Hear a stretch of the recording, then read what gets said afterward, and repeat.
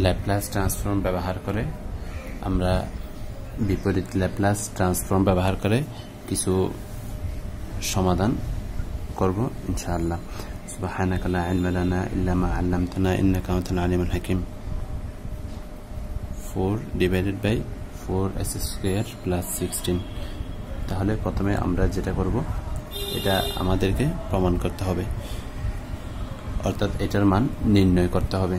এটার মান নির্ণয় করার জন্য L ইনভার্স 1 4 আছে, এখান থেকে আমরা 4 যদি কমন নিই s² প্লাস 4 4 চলে যায়, তাহলে 4 চলে যায়। আমি এখানে বাইরে একটা হাফ আনলাম, L ইনভার্স 1, এখানে একটা 2 দিলাম, s² প্লাস 2s²। আমরা জানি ল্যাপ্লাস ট্রান্সফর্ম